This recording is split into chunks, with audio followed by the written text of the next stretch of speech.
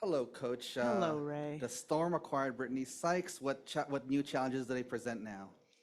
Yeah, she's good. She's an all-star. I think she brings another athlete to their perimeter, someone that can really, on both sides of the floor, affect the game. She's confident. She can get downhill. She's not afraid of taking tough mid-range, and she can make them. She can get to the basket, and then defensively, just another athlete that can help defend, and so she makes them better for sure. We'll go to Zoom, DJ.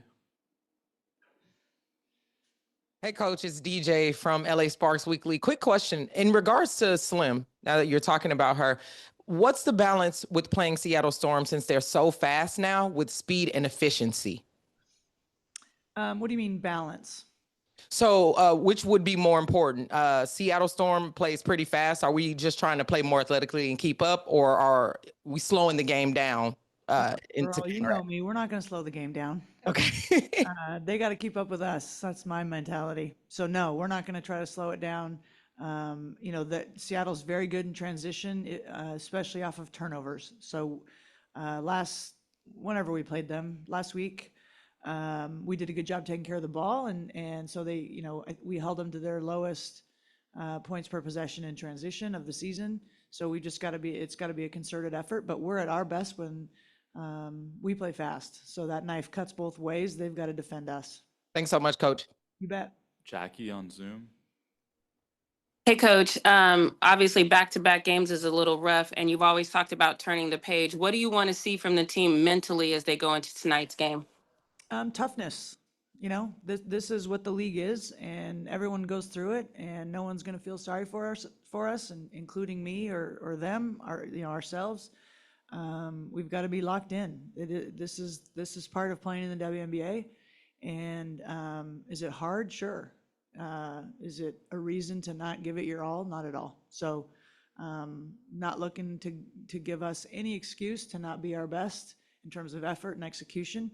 Last night we ran into a really good defensive team in Golden State, and then we just shot it really poorly. And it wasn't like it was just one or two people. It was everybody. And you play 44 games, it's going to happen. And so we've got to turn the page. And the way we score it, I don't anticipate that being an issue today. But you've got to find other ways to win. But in regards to the back-to-back, we got to be tough. Hey, Coach. I actually wanted to ask you a little bit about Kelsey's playmaking. I know during her intro press conference, she said she had a goal to be top 5 in assists. I think, now that we're more than halfway through the season, she's actually top 3. Just how have you been able to kind of tap into that part of her game and just kind of unlock that a little bit? Yeah, I think, for her, it's a learning curve. When she was in Vegas, she was not the head of the snake. It's Asia Wilson, right? And she was ready for the challenge to be the guy. And she's taken that head on, but it's a learning process, right? And so I think she's learned that when she's creating for others, it opens up things for her. And I think you saw that like in the Connecticut game. I think she only had 1 field goal attempt in the first half and then finished with 18 and scored some big buckets in the fourth. And that's exactly what your best player should do. Get everybody else involved and make sure we're kind of flowing. And then when they need you, you step up. So I think she's done a tremendous job. She's very smart, very self-aware, is able to say like, yeah, I should have done this better or that better. But at the end of the day, she's supremely confident because she's put in the work. So it's going to be a continued work in progress just in terms of learning how to be that. But I think she's done a tremendous job. Hey, Coach. Because this is your guys' first back-to-back of the season, do you anticipate possibly kind of tinkering with minutes for players just to make sure that they're not running up against a wall like they could on the second night of the back-to-back? And I think so much of substitutions and as the head coach, a lot of it is feel. By this point, you know what your players look like when they're starting to get tired. And I think a key, when you win in substitutions, when you take them out before they hit the wall, right? Before it looks like they're running with the parachute pulled, like take them out before that. And so, we'll see. These guys are incredible athletes, but in a perfect world, yes, we get to our bench probably earlier than normal. Hey, Coach. Hi. Against Seattle, less than 2 weeks ago, Whenever it was, yeah. NECA had 37 points. What Mm-hmm. did you, when you look back at film, what do you see from her performance that day that can kind of help, you guys tonight? And then my second question, for KP, you talked about how she's super smart and she doesn't buy into like schemes when she doesn't, Yeah. believe in them or understand them. What is her like presence on the bench like? How does she make you a better coach? What is she saying on the bench? Is she like an assistant coach? Like, Yeah, okay, in regards to NECA, I think we need, NECA's one of the all-time greatest players ever in this league, and she is just so good and cerebral and athletic and strong.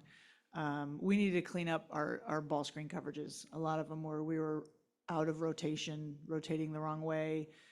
She sets a lot of ghost screens, and we were in a coverage when we didn't need to be, and that left her open. So we've got to clean things up on our ball screen coverages. That's where she's getting a lot of points. You're not going to hold NECA to 0, right? But we've got a limit. But we certainly can't give her 37 again, right? So, we've obviously not a lot of practice time, but, in film and talking about it, we've come up with some things there. And then in terms of KP, what is she like on the bench? Opinionated, but I love it. It makes me better. So, we'll banter or have conversations, but at the end of it, she's always 100% in.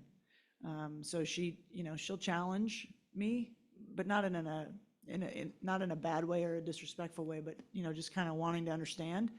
To your point, like if she gets it, she's all in. So, yeah, it's kind of like having a coach out there. And, strong people need to be around strong people. So she's a strong person, so am I. I think it works really well. I know every team does deal with back-to-backs. You guys have had to travel back home on this one. The one later in the month, you have to travel to Seattle. With the nature of the back-to-backs in the league, obviously it's a byproduct of an expanded schedule and teams coming in. Is there anything you would like to see adjusted with back-to-backs, whether it's maybe both games are at home for the team that's on them or anything else? I'm not trying to escape this question. I don't know enough to have a good answer there. This is my first year in the league, so I don't like having opinions if I'm not super educated on it. Playing home back-to-back certainly seems like it would be better, but I'm sure there's complexities to it that I don't understand. So, yeah, I mean, ideally there aren't any back-to-backs, but I know that's not realistic. So we just roll with it. All right, thank you, guys.